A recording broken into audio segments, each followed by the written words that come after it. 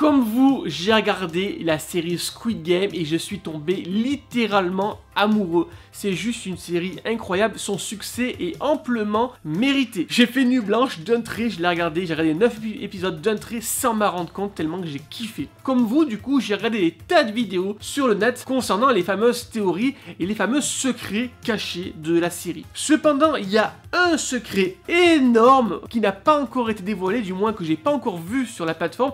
Alors je me suis dit, mais il faut absolument que j'en parle en vidéo. Alors si comme moi tu as kiffé ou du moins tu as vu cette série, accroche-toi parce que je pense que tu vas apprécier ce fameux secret que je vais vous dévoiler dans cette vidéo. Avant toute chose, avertissement pour tous les enfants et les adolescents, ne regardez pas cette série. Pourquoi? Je vais vous expliquer, parce que souvent, c'est vrai, on vous dit, ne regarde pas ça, c'est mal, ne le fais pas, c'est pas bien. Et comme vous, j'étais gamin, j'avais qu'une envie quand on me disait ça, c'est de le faire. Et moi, maintenant, j'ai grandi, et je vais vous expliquer pourquoi il faut pas que vous regardez cette série, c'est très important. Même si tes potes et tout ça, ils l'ont vu, ils font les macs en disant, ouais, moi j'ai vu la série, c'est la bombe atomique. Non, ne les écoutez pas, et ne regardez pas cette série. Pour la simple et bonne raison, parce qu'il y a toujours une raison à ça, c'est très important, c'est qu'en fait ton cerveau va imprimer de manière indélébile les images que tu vas voir. Et tu n'es pas encore prêt à comprendre le fond de la série. Ça va te dépasser, tu vas juste t'arrêter aux scènes violentes. Ouais, c'est trop drôle, il y a des jeux d'enfants et finalement les jeux d'enfants se transforment en jeux barbares. Il faut pas que tu regardes parce que en fait ton cerveau va imprimer du moins ces images que tu vas voir et ça va tout simplement te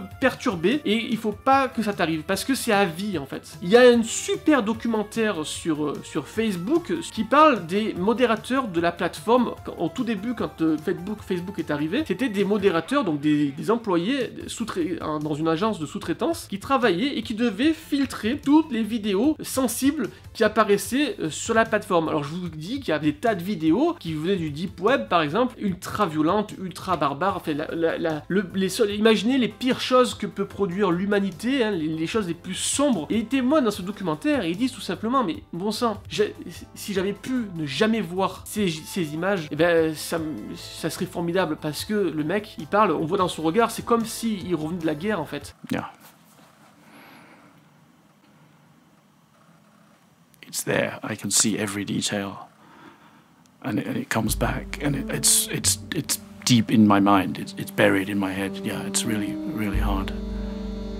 Il a des flashs, il a un traumatisme parce que c'est des images que t'as pas envie de voir. Alors oui, quand tu es curieux, tu as envie d'aller voir, tu as envie. Mais après, tu regrettes parce que t'as ces images qui sont marquées de manière indélébile dans ton cerveau. Et quand tu es enfant, vous imaginez bien que l'enfance c'est la chose la plus merveilleuse qu'on vit. On n'a qu'une enfance et il est génial de pouvoir vivre ce court instant dans notre vie en étant heureux et en étant, comment dire, ne pas avoir encore le vice en soi et juste voir la vie, les choses merveilleuses de la vie. Voilà pourquoi on vous dit de ne pas regarder cette série parce qu'il y a des images barbares, des choses que, ben non, il faut pas que tu regardes parce que ça sera marqué de manière indélébile dans ton cerveau. Tout simplement. Au même titre que la drogue, pourquoi on nous dit ne vous droguez pas, c'est mal, ne vous droguez pas, c'est mal. Pourquoi? Il y a une raison à ça. Tout simplement parce que quand tu vas te shooter, quand tu vas te droguer, et ben ça va envoyer dans ton cerveau un maximum de dopamine et tu vas avoir un plaisir énorme, tout ton bonheur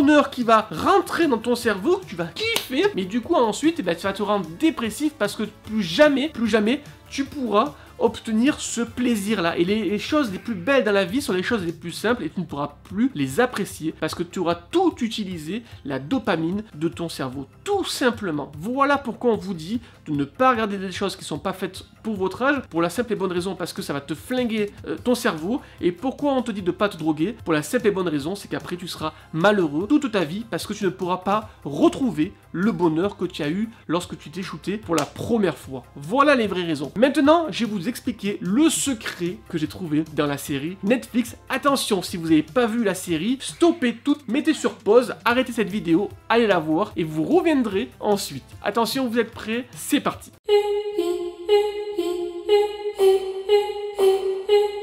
Il y a un secret énorme dans cette série. Dans l'épisode 2, souvenez-vous, les 5 héros, les 5 protagonistes de la série, dans l'épisode 2, ils vivent quelque chose de très particulier. C'est-à-dire qu'en fait, la majorité l'emporte et du coup, ils quittent le jeu et ils retournent chez eux. Et en fait, quand ils sont chez eux, il se passe une chose bien précise. Par exemple, le gangster. Alors, j'ai même noté sur une feuille parce que les prénoms, je vous avoue que j'ai du mal à les retenir. Donc, le gangster, Dixou, oui, Dixou, il s'appelle, il échappe en fait à un règlement de compte sur le pont. Je sais pas si vous vous souvenez, il est sur le pont, il y a un règlement de compte, on va le buter, quoi. Et pour s'échapper, qu'est-ce qu'il fait? Souvenez-vous, il saute du pont.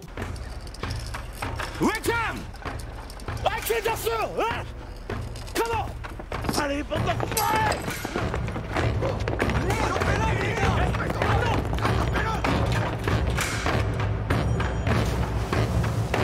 D'accord? Et à la fin, dans la série, quand il retourne dans le jeu, comment il meurt? Il meurt en sautant d'un pont.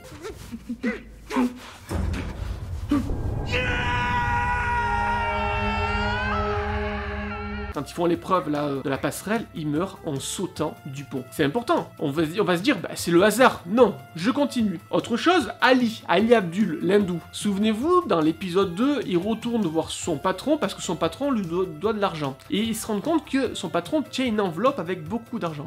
Qu'est-ce qu'il fait, Ali? Il récupère, il vole l'enveloppe de son patron. Et son patron, après, il se fait broyer la main. Bref, il lui vole l'enveloppe.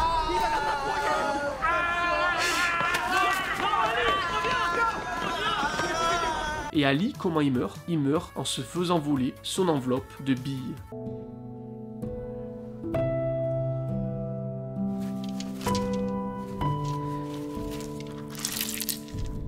On se dit, c'est quand même curieux. Deux choses comme ça, c'est le hasard, quoi.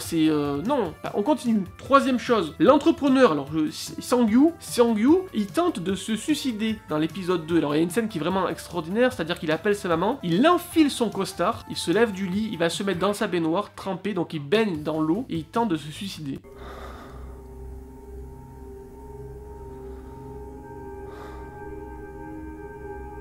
Comment il meurt? Souvenez-vous, à la fin, quand il se bat avec le héros, alors j'ai encore du mal à...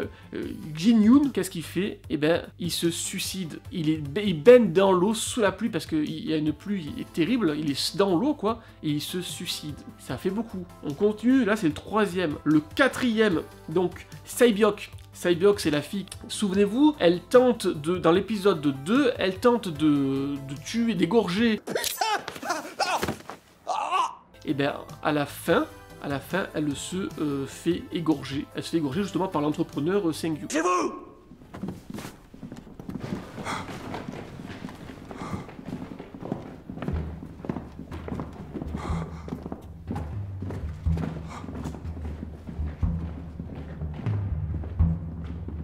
Le héros, justement, Sang-Yu, quand elle l'attache, parce que lui, elle lui donne de l'argent, alors elle l'attache, et lui, il jure sur la vie de sa mère de ne pas lui réclamer l'argent, qu'elle le détache, donc il jure sur la vie de sa mère. Je te le jure sur la tête de ma mère! Et à la fin, quand il gagne, qu'est-ce qui se passe? Eh bien, sa mère, elle meurt.